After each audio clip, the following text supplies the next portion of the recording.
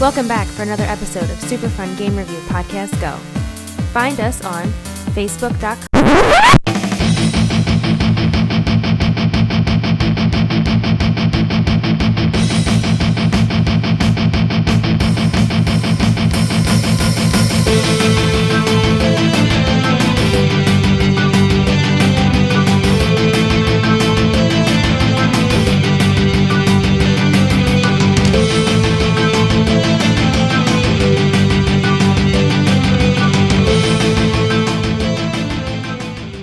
Welcome back for a special episode of Super Fun Game Review Podcast Go! Well, that was kind of quiet without my fellow podcasters here. So, if you haven't picked up, I'm going to be recording solo today. I took on a special little project that I wanted to do. We don't typically do PC games, but I came across a title I just could not stay away from.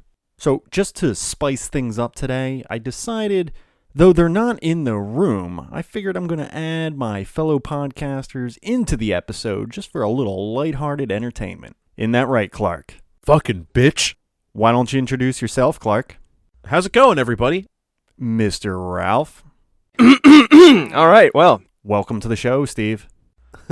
So, announcing the game of the day. This is a JRPG-style game that I came across at Too Many Games. It's titled The Great Gaias. By the way, you'll notice our intro song is changed for just this episode. I reached out to the composers for the game, and I got permission from Brian Davis to use some of his tracks in the episode. So this will be an interesting experience, and I can actually share some of the music from the game, which is a fantastic soundtrack. So whenever we do the transitions into the different segments this episode, I will be playing a short clip from some of my favorite tracks in this game. All right, so real quickly, let's do my initial impressions.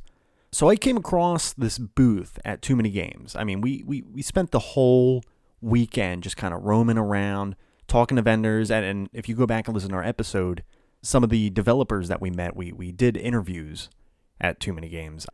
But this is one booth I came across that really caught my attention right off the bat. Being a longtime fan of JRPGs, and I just saw the style of the game, and I was like, that is probably something I would really enjoy. Over the course of the summer, I was looking for a new game to play. I had some vacation time to use. In the back of my head, I was like, should I pick up that game? And it was something I wrestled with for a little bit, but ultimately decided to dive in, give it a shot, and I gotta say, it's one of the best games I've played in a long time. It just instantly took me back to some of the early JRPGs that I played. As we pick apart the game tonight, I think it's apparent you can definitely see the inspiration of some of these earlier titles. But we'll get to some of those points in a little bit. So the one thing that they were promoting at their booth at Too Many Games was that there was 17 playable characters. And something that's always driven me nuts when it comes to RPGs like this is, for example, I guess if you get to a certain point in the storyline and it potentially locks certain things out, like maybe you can't do this quest anymore because you've progressed too far in the storyline. So I was trying to dig into the game, like, is it possible to unlock all these characters in one playthrough?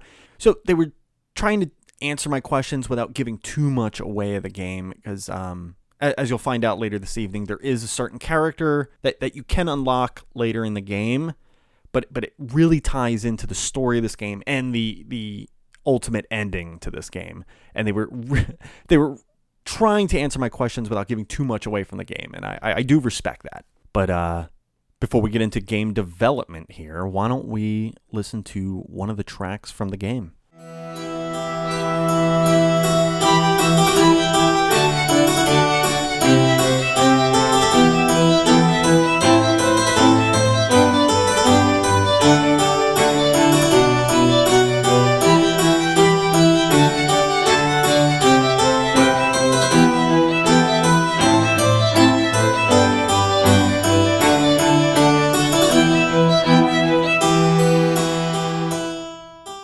All right, so game development, guys. Oh, real quick, before we start it off, Clark, you're a bitch. Fuck you, Harry. Nice. Missed that. Missed opportunity. So anyway, this game was released June 22nd, 2018. So this is a relatively new game. It is released on Steam, but it's not on any platforms. Again, we don't typically do PC games, but I couldn't deny doing an episode on this game. I just fell in love with this game right away. Cool little experience for this episode. I did reach out to the developers of the game. So this was developed by Horizon End, and it was produced by Brian Swan and Matt Papalardo. Now these guys, they got inspiration from this game because they ran a D&D campaign. This game came from that D&D campaign that they ran. Even the characters, which we'll get into in a little bit, but they have even listed on the wiki page, the original characters from the campaign and which ones actually translated to the final product here. So if you could just imagine anybody who's played D&D out there, just kind of think back to your favorite campaign and just think how awesome it would be if you could actually turn that story that you played into a game. So what's really cool for this episode, I did a Q&A with the developers of the game. They got back to me with answers to my list of questions, and I figured we should go down the list. I could share some of this information that I learned with you, and I'll make sure I post this on the Facebook page as well so you can take a look at the physical copy. So the first question I asked was, so you mentioned that most of the characters were from a D&D campaign. Where did you get the inspiration for the non-campaign characters? And he said, through our world-building efforts and advancement through our various campaigns, I had time to work on the more important NPCs while writing quests based on where the characters were going. I always enjoyed culture and architecture, so it is easy to draw inspiration from actual human history. We have run the homebrew twice before beginning the Great Gaias JRPG, aiding in further developing details about characters and landscape. So basically, they joked about making a game based on some of the games that they grew up to love, and it just, that joking around actually turned into a realistic idea. So I did ask, what were some of the biggest challenges creating this game? And it boiled down to, there was a lot of challenges along the way, but I was told that marketing is the hardest aspect for this. So I proceeded to ask, how did they find the composers for this game? Aaron Krogh and Brian Davis, which I also reached out to and got responses from. They said they listened to hundreds of composers on the internet, and finally they stumbled on these two, which they felt could breathe life into their story. I think it's absolutely amazing. I think they made the right call with these composers. They're very talented gentlemen. I will also include in the show notes a link to where you can purchase this soundtrack because it's absolutely amazing. I can't share the entirety of the soundtrack, but I highly recommend picking this up. It is just a fantastic, well put together soundtrack, and they implemented in the game in just a perfect harmony. I did ask what your favorite segment of the game was, and he said Chapter 3, which we'll talk about more in story, but it's a point in the story when the party splits up into 3 main components, and you have to play out each part of the story to progress in the game, and it's I agree, it's one of the better points in the story. I'll dive into some of the details when we talk about the story, but it is a fantastic point in the game, and it's right around the early middle of the game. And that's when I feel like the game really shows its true colors and what it's meant to be. I did also ask, what are some of the regrets with the finished product? And the only regret that came to mind was that certain things had to be cut just to stay on the time frame of development of this game. I think there was supposed to be an expanded bestiary and I guess a more fleshed out crafting system in the game. Again, there's also a side quest in this game called Build Your City. It's a very, very lengthy part of this game. I know they've fixed certain things along the way to make it a little bit easier, but nonetheless, it is still a long portion of the game to complete this side quest. So again, I'd like to thank Brian Swan and Matt Papalardo for actually reaching out to me. It's such an honor to talk to you guys and get some information on the inside about developing this game before releasing this. So thanks again, guys. I hope you enjoy the episode.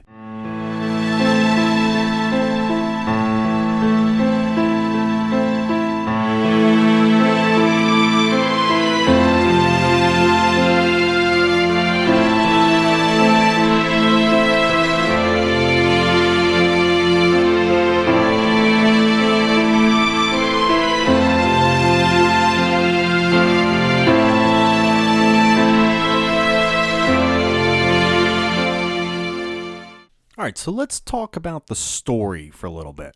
Now, fair warning to anybody getting into this game, it is a very long story.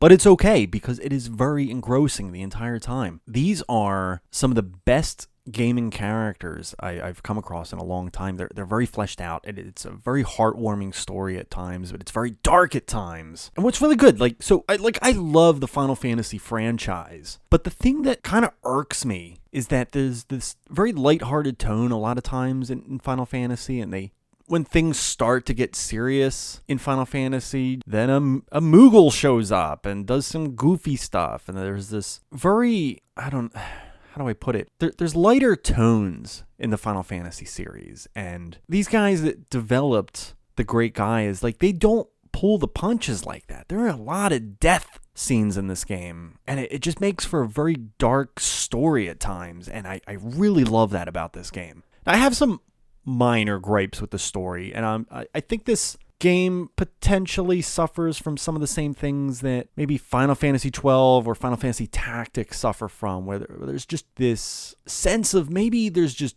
too many named NPCs. I know Tactics especially, there's just so many NPCs involved in this political conflict that you sometimes forget who somebody is when they pop up later in the storyline. And there are times when characters would jump on the screen that the game almost expects you to remember, but I don't know, I was overwhelmed at times with how many characters there were, and therefore, I guess, lost some impact on some of these scenes. But overall, I gotta say, it's a fantastic storyline. Like I said, it's very dark, and I know the creator said, Chapter 3 was one of his favorite segments of the game, and I absolutely 100% agree. And it has a very Final Fantasy VI feeling when the characters all get split up, but yet you play these 3 distinct, well fleshed out, character building segments in the game. And same thing here, there's a time when the one character, Potts, who is with Elena at this segment in the game, they go off and do their thing, very similar to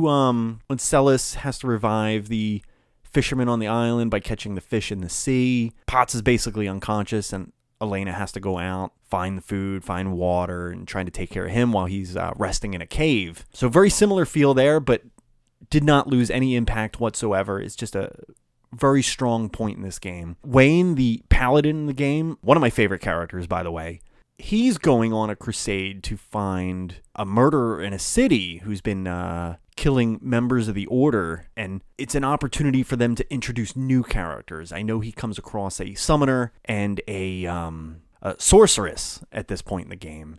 So it was a nice moment to introduce new characters and make them really feel like a part of the team, instead of just tacked on at the end.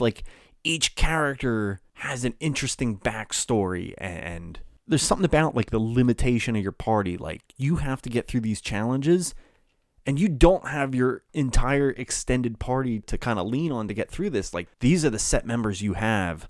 You got to make do. So it really challenges you to figure out the best strategy how to use these characters. Do I put them on the back line so they take less damage? What are their strong points? What abilities stand out with these characters? But not only that, it lets you kind of focus in and enjoy these specific characters and what struggles they're going through with their story. But the last party in this game was probably the most lighthearted one, but it was equally interesting. Brugger and Kalas. One is a elven druid and the other a dwarven barbarian. And they're also tagged along with a human ranger as well. So very, very diverse characters, all very unique play styles. But they go on a tirade where they get put into slavery, but they find a way that they can win back their freedom by going through the gladiator ring. So there's this whole story surrounding these gladiators, and again, you acquire a new character, which is a very powerful character in my mind. There's this whole side story of what's going on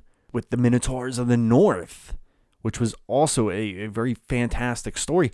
And what's good about all these stories is they kind of play into the main story as well. They're not just a little side piece that you play through and then forget about. All these little side plots are intricately tied into the main story of this game, which is incredible design when it comes to the storytelling. And when it comes to the storytelling of this game, one of the coolest aspects, which I thought about numerous times, is one of the very first scenes of the game. You play as Potts. He is a thief who works for an assassin guild with another character named Atreus, who is his character class is assassin. But anyway, so one of the early scenes in the game, Potts has a mark. They get handed down these marks of who they must kill or steal from or what have you. And it's this one scene basically is the catalyst for all the events to come. And this early scene isn't like a forgotten part of the game. Like, it ties into the ending and another character in the game so well. So he basically goes to assassin this guy,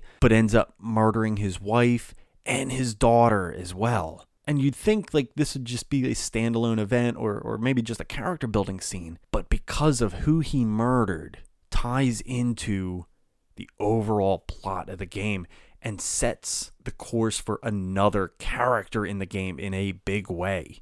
Now, again, I typically we do spoilers and everything within the story segment of games, and there will be some spoilers, but I don't want to spoil every little detail for you guys.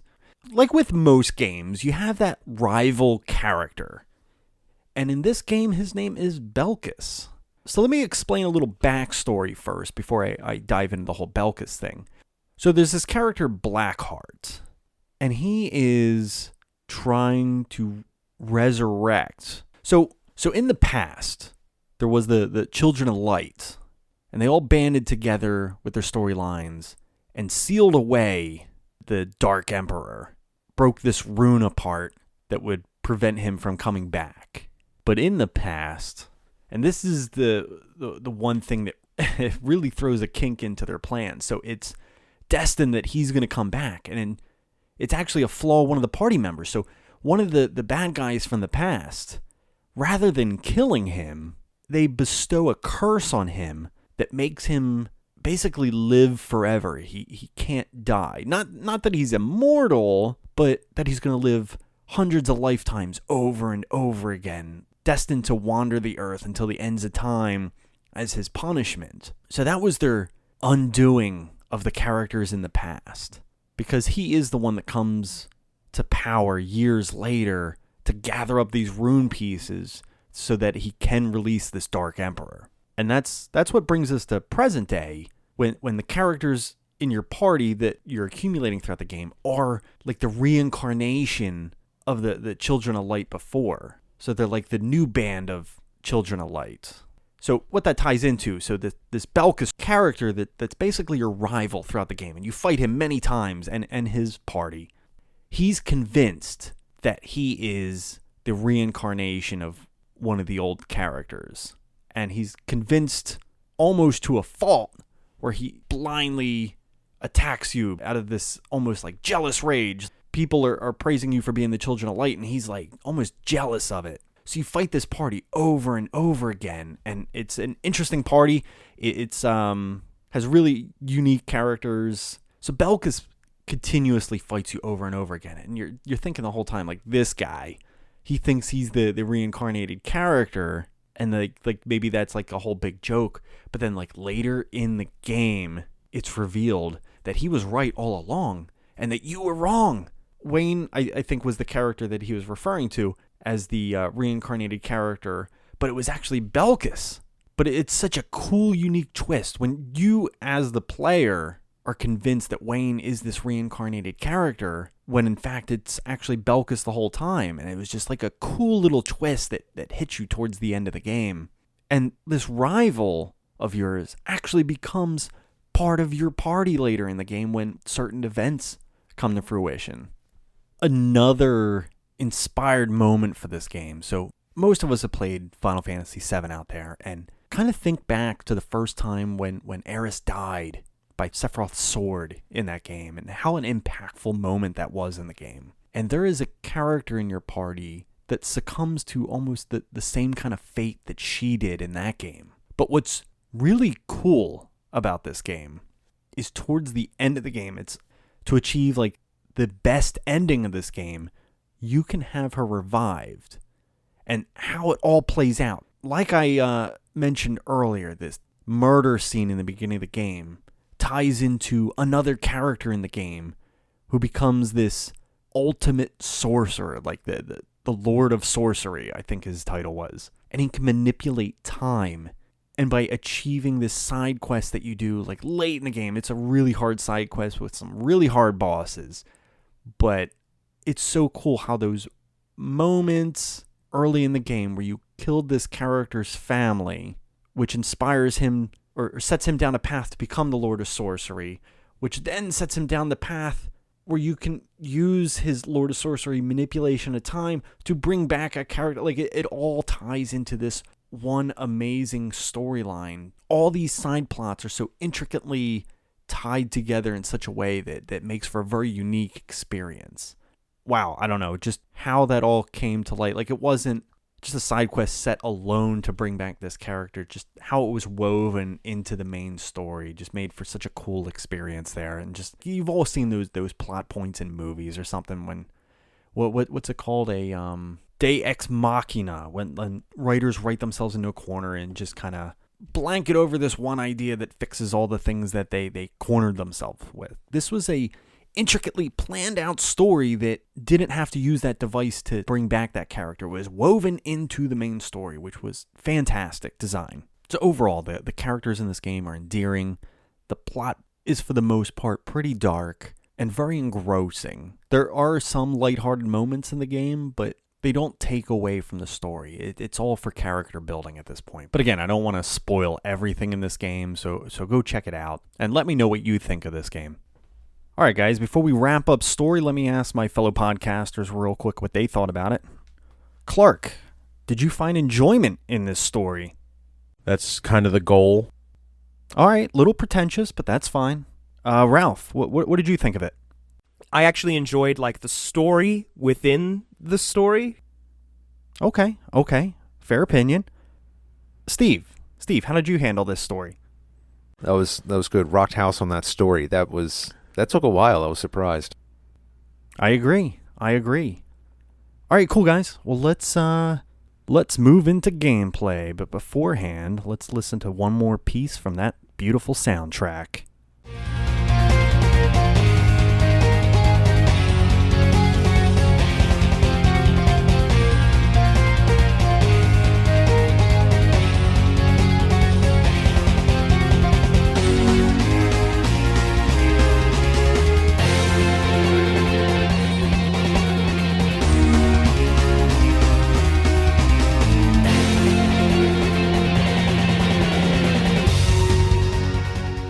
All right, so let's talk about the gameplay for a little bit. So the battle system does feel like the classic JRPGs with the wait timer. So you have the bar that scrolls up with your time. You could take your time choosing your actions, whether you want to attack, use a spell, ability, defend, equipping different equipments. And that kind of plays in. So what I find with a lot of the older Final Fantasy games is you can actually get to a point in the game where you overlevel a character, and all you have to do is click attack repeatedly to get through that battle. That's not so much the case in this game. Random battles can still eliminate your party if you're not careful. You can't just by default click attack repeatedly to get through every single battle, which makes it for a much more engaging gameplay segment. Because, again, like I said, like you get to that point where you just hit attack in Final Fantasy games, and it makes for a very boring experience for a lot of games. But this, you have to utilize all your abilities and lots of planning to get through these just random battles, not to mention the boss battles, which are a whole different beast in itself. And I think that makes for a very engrossing gameplay experience. And what's great is, so you have 17 playable characters, which is an amazing feat of itself. As per tradition with D&D classes, like they are all represented here. So I'll just go down the characters real quick. You have Potts, the human rogue, Atreus, the human assassin, Virgil, the human wizard, Kalos, the elven druid, Brugger, the dwarven barbarian, Elric, the human ranger, Elenia, the human priestess, Griswold, the human cleric, Wayne, the human paladin, Quaithorn, the human conjurer, Fury, the human sorceress, Agramed, the Syrian gladiator, Valdrek, the human spell sword, Celia, the elven alchemist, Hero, the human dragoon, Belkis, the human fighter, and Adele, the human engineer. So what's great about these classes, like some, obviously they use magic, some use more abilities, some are more adept for healing, some are more your damage dealers, some are your tanks, like there's so many different party members, and for a good portion of the game, you are limited to what characters you can use in your party. That's more of a convention of just getting through the story and following like a more, I don't want to say linear path, because the game is pretty open world for most of the game. Like, you don't have to follow a set path, but until you really get into like the area of the game where you're wrapping up, you are limited on those parties, which helps you learn each character. But towards the end of the game, party opens up to whatever you want to make it, including your party lead. Like, I know in a lot of Final Fantasy games, like Cloud is forced to be in your party for the entirety of the game. Same thing with Squall in Final Fantasy VIII. A lot of the Final Fantasies force you to do that. But in this game, it does open up to change the party around however you see fit. And the combinations are like endless. The 17 characters, like if you really like your mages, do it up. If you like an all-fighting party, do it up. And each character plays so uniquely. Like Potts focuses on his speed, so you're doing like 2 actions for every 1 action some of your characters do. And characters like Kalas, like he has, being a druid, he can turn into basically a treant and recover magic points each turn in addition to firing off extremely powerful spells. Or Valdrek, who has the ability to enchant his weapon with an element, and he can do this at will during each battle, change it to lightning or ice, fire. I mean, each character, I can't stress enough, plays so unique. And there's not really one character that I dislike having in my party. They all bring something unique to the table. Like Agramed, he's a gladiator. He has the ability to buff the entire team with like a haste effect or a defensive effect or regen, while other characters like Brugger, for example, he's a barbarian. He if anybody's familiar with D&D, the ability to cleave, he has abilities to just like slash at like all the enemies on the screen. Your assassin character has the ability to just kill a character. And in some games, like abilities like that, like the really powerful abilities have no effect on bosses. Like a lot of the really powerful effects in this game aren't just like branded as ineffectual against bosses. Summons are in this game. There's a character that can do summons. You have to track those down. Your healers, now there's I guess like 4-ish healers, and you have some backup healers. So depending on your playstyle, like the cleric, he can take a beating, the high defense, and he can wear heavy armor, and there's your healer. Or you also have your healers, like I mentioned, Kalas, the druid. He can heal, but he can also dish a lot of damage. Or the human priestess character, Elena, she has the ability to put like a resurrection ability on you. So if you do drop, boom, you just pop up without needing a revive spell. And like cool abilities, like with the Paladin Wayne, he has this ability where he charges. And it's such a cool animation of this lightning striking down and him just hopping on a horse and riding across the screen with a lance. But he has like impeccable defense. Like he can take like 10 hits for every 1 hit that another character can take. It's just so each character just plays into the party so well, and just having that makeup of however you want to do it is just awesome. Not to mention each character has an insane amount of abilities to unlock, whether it be different spells or different tactical moves or different elements to unlock. Like each character has a plethora of abilities to unlock to make them uniquely played. So there isn't like a copy and paste character. There isn't 2 characters that play the exact same. They all have their strengths and their weaknesses. So making a balanced and effective party is totally in your hands. Now, I did mention it is open world. Such a retro throwback. Towards the end of this game, you unlock the airship, which lets you just fly all over the world. And there's quite a few places to visit. There's a lot of hidden places to visit. So that open world experience, there's so much to explore in this game that you'll just find yourself going down numerous pathways off of the main story beats of this game. Just exploring different areas, interacting with different characters. Again, like towards the end of the game, I made a checklist of all like the side quest stuff I wanted to do, and I thought I was going to be able to hammer it out pretty quickly, but it tacked on basically another like 45, 50 hours worth of gameplay before I got to the end. Now, there's some other aspects of the gameplay. Like there's a whole crafting system. Like there's a ton of different accessories you can wear on your character, just blocking certain elements, preventing certain side effects, granting new abilities. So however you want to craft in the game, like they set up, like vendors will share which items they need to assemble some of these accessory pieces. And there's minerals and different ingredients you need to find throughout the world, which you can pick up through mining or just picking up on the ground or finding in chests or receiving as loot from killed enemies. So there's if that's your thing, like this game is really open to scrounging for ingredients to make up some of this ultimate equipment in the game.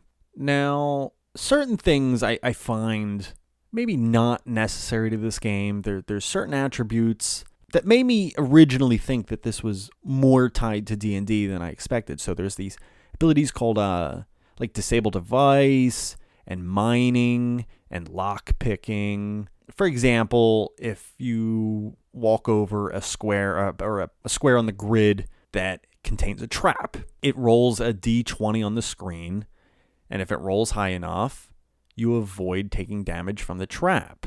And then this skill grows up to a cap of 100. But it didn't... Again, same thing with mining. When you come across a rock that's glowing, you can mine it, get some ore, and when you come across a locked chest or locked door, you can lockpick. Same thing, D20 rolls on the screen. If high enough, it's a success. If it's low enough, you fail. The problem is it just seems extremely unnecessary. So the Disable Device is probably the most useful because if you disarm the trap and then you roll high enough, you get an item from it, or if you roll low, the trap affects you. It could hit you with a poison status effect or do fireball damage or something like that. But the other ones seem almost irrelevant. Like, for example, like the mining. So if you fail the mining, there's really no penalty.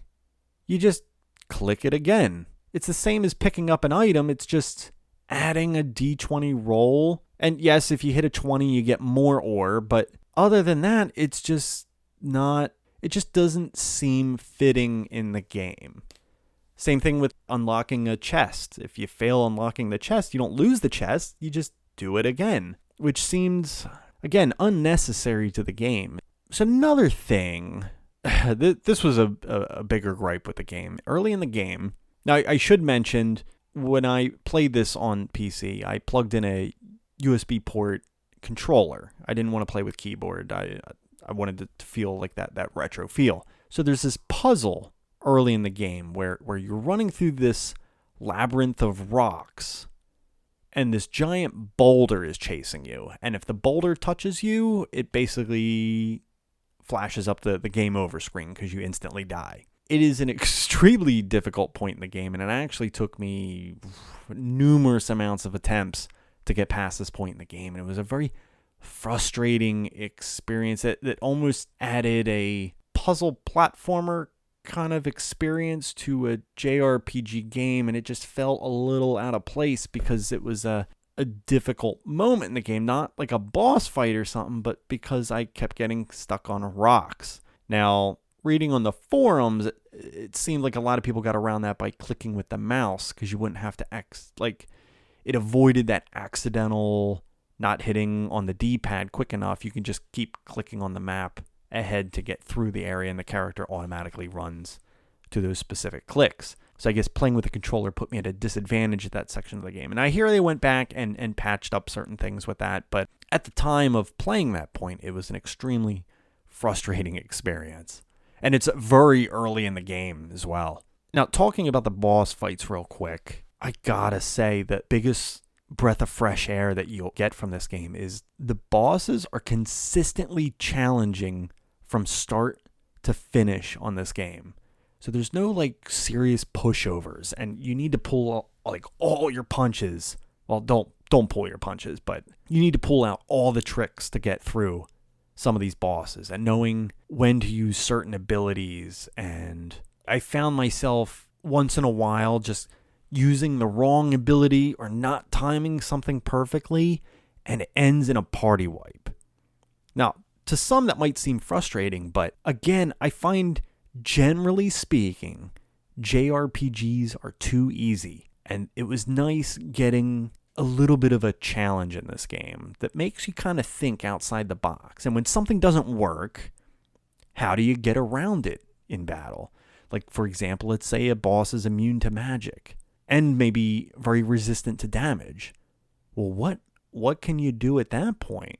It could be as easy as finding a way to lower the defense on the boss and maybe increasing your character's speed so you're getting more hits in. Or I know certain bosses will have like a mass spell that hits everybody with a death spell simultaneously. Like, how do you get around that? Is it the equipment that you have to wear? Do you have to start somebody dead in the battle? And like, there's so many different bosses with their like neat little trick that makes you reevaluate the way you do battles in the game. And this happens time after time after time in the game to keep things fresh and interesting when you're doing these boss battles. And the challenge is real in this game. If you're looking for a very easy experience, this is not the game for you. But I find that the bosses are extremely rewarding in that sense. So when you finally beat that boss that has beaten you down so many times after so many times, it just feels so good to come away from that victory and start progressing in the story again. So overall, the gameplay experience is a fantastic aspect of this game. And again, you play video games for the gameplay experience, and you won't be disappointed with this game.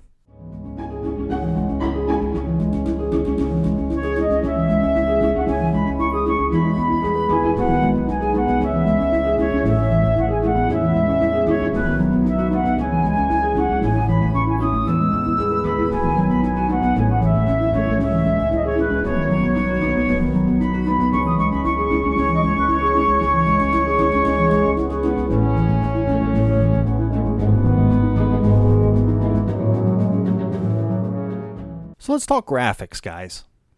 So I've always loved the top-down look JRPG feel, like, again, dating back to Final Fantasy VI. I know I bring that up continuously, but it takes that level of graphics and enhances in a way without losing that retro feel. Now, for example, like, let's talk about an earlier Final Fantasy or Chrono Trigger or even like a original Wild Arms for that sake. So there's the flora that they put in the game. Like, let's say there's a pine tree, for example.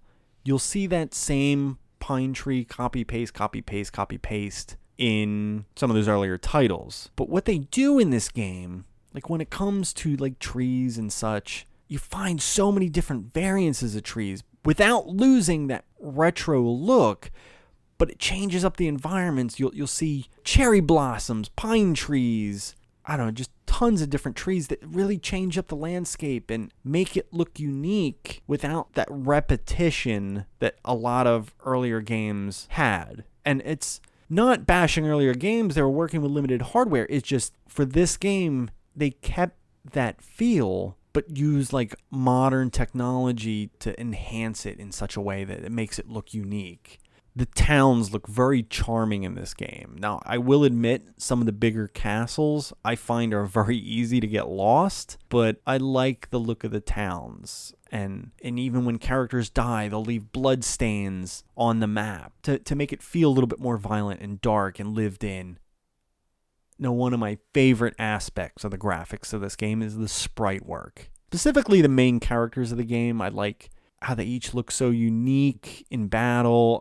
And they have this like little like dance kind of thing. It's not, it's just their movement back and forth. It's only a couple different frames of movement within battle, but the way they move with certain battle themes that kick in, it just makes it look a little bit like they're dancing, which I think is hilarious and very charming. But the sprite work is top notch in this game.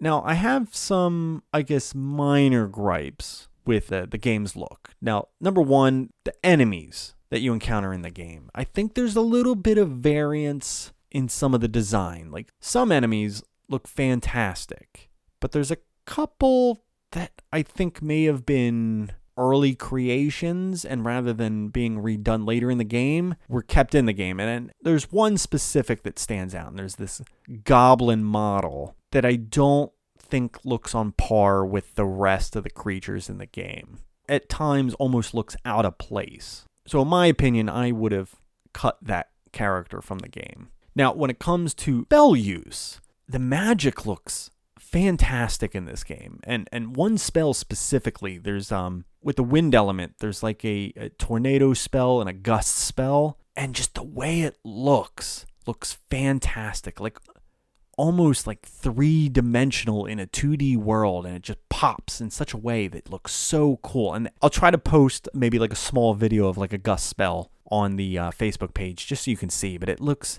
awesome.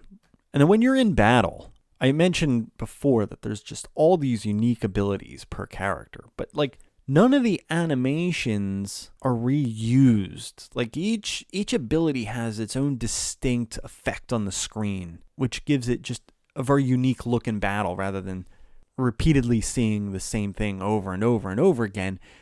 Like I mentioned before, the gust spell has a very unique look, or an enhanced spell picking up somebody's speed has a unique look, or a hail of arrows coming down from the sky has a unique, like all these effects that you use in battle each have their own like really neat looking animation. And again, it feels very retro in the look of it, but it throws like a modern edge at some of the look. Another aspect with like early JRPGs that I've always been a sucker for is the static backgrounds in battle. It's typically just plain atmospheric art, but I always found it just very charming. A beautiful like piece of art just sitting in the background, whether it be in the desert or in the forest or in city square, like just that simple piece of art they put in the background, but they all look absolutely fantastic and really add to the element of battle in this game. But yeah, no, overall the look of the game is very well done. I commend these guys for creating this game, and whoever did the art direction of the game just did a stand-up fantastic job.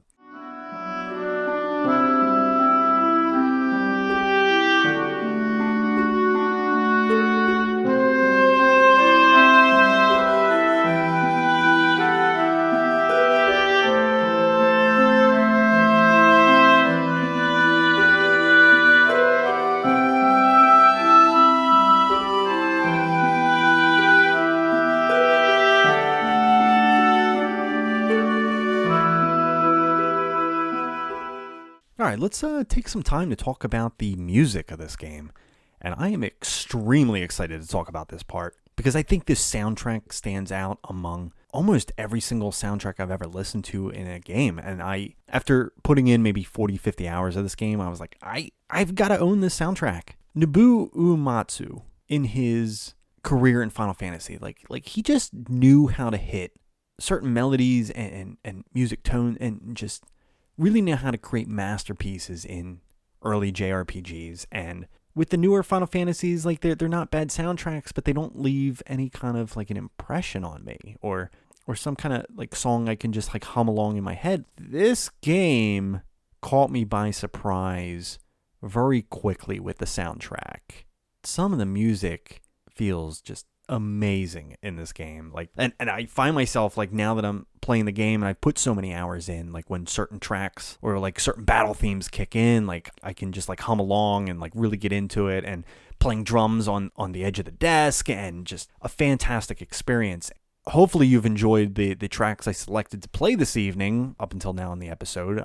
I'd like to dive into a couple more in this segment, but again, I did reach out to the composers of the game, Aaron Krogh and Brian Davis. I can't express my thanks to these two gentlemen enough for responding back and giving me a few words to use on the podcast this evening. So again, I did another Q&A. Let me just kind of breeze through some of the questions, and I'll share some of their responses here.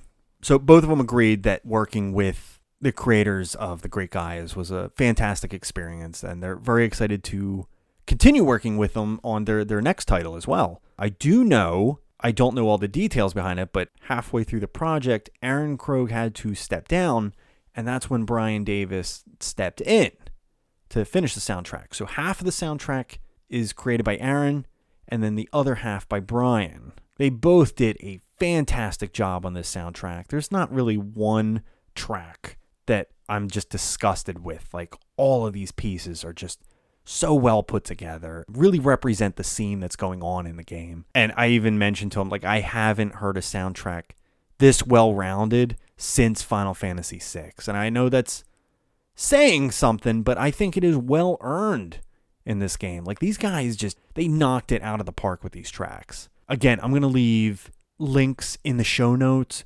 Go check out this soundtrack. I purchased it online for $10, and it's worth every single penny. So go out there, show support for these guys.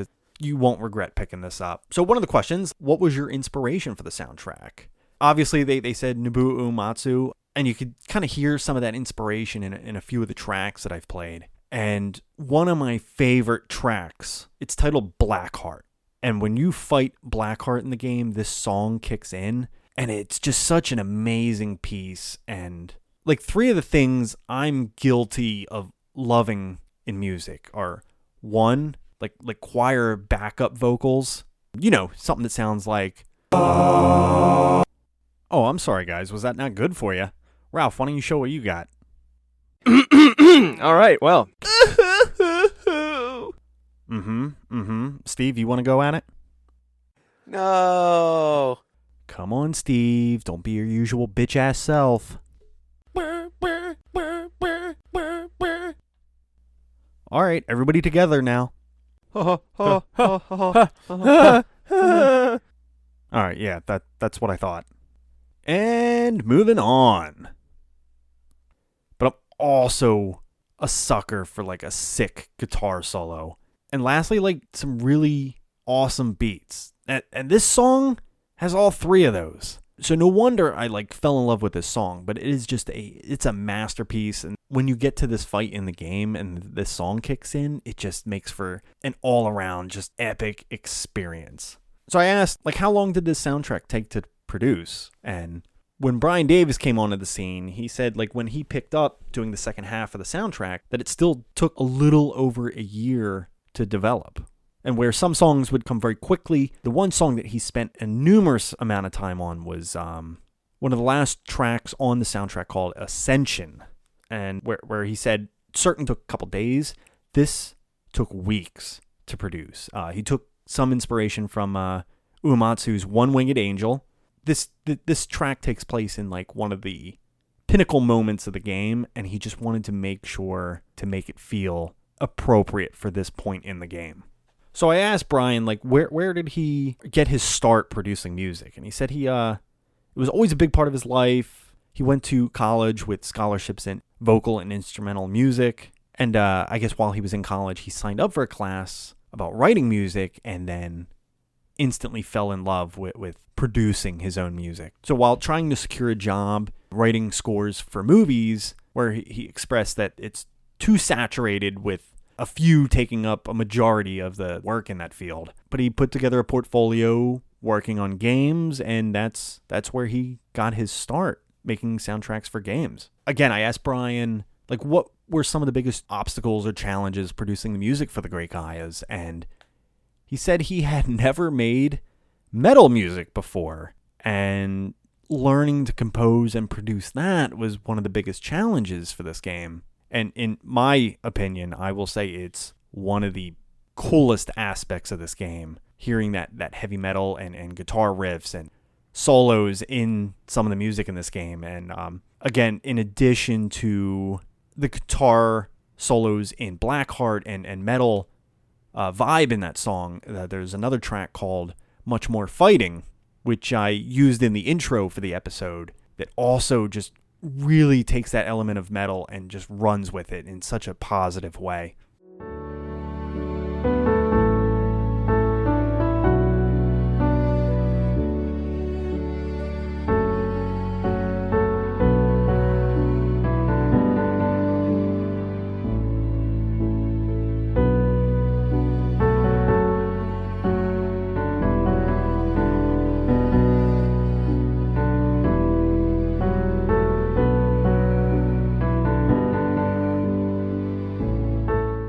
Alright, so for my final thoughts, I'm going to read the exact review I left on Steam for this game. All you fans of JRPGs out there, take a few moments with me and ponder over the greatest titles you've played. For me, I was captivated by the battle system of The Legend of Dragoon. in love with the characters of Final Fantasy VI, charmed by the world of Earthbound, and humming along to the beautiful songs of Final Fantasy VII. Imagine the greatest aspects of all your favorite JRPG games wrapped in one beautiful work of art. And that art is the great Gaias. JRPG games seem like a thing of the past, as the first-person shooters and action RPGs take the spotlight. Thankfully, creative minds with ambitions to continue this genre still exist. I haven't enjoyed a game to this extent in a long time, and when I say I enjoy, I have 130 plus hours logged to prove it. The storytelling is top-notch, with endearing characters and tragic villains. Even the side quests, and boy are there a lot of them, all intricately tie into the overarching story. The combat is strategic and difficult from the beginning to the end of the game, with a plethora of bosses and mini-bosses, each with unique quirks to make you rethink your strategy. Even the random encounters challenge you to remain engaged, unlike some Final Fantasy games where you can easily hold down the attack function. The soundtrack for this game is produced by two of the most talented composers I've listened to in gaming. This soundtrack is a must-own masterpiece and rivals that of Final Fantasy VI, and I don't say that lightly. This game will never get the same level of attention as a AAA mainstream title, but deserves it for its quality and quantity of entertainment value contained. I've seen many criticize the $29.99 price point, but with so many games on the market today flooded with microtransactions to make a quick buck, or games with multiple packages of DLC, I'll pay $30 any day to get a full experience without worry of additional expenses. Alright guys, let's move in to the score.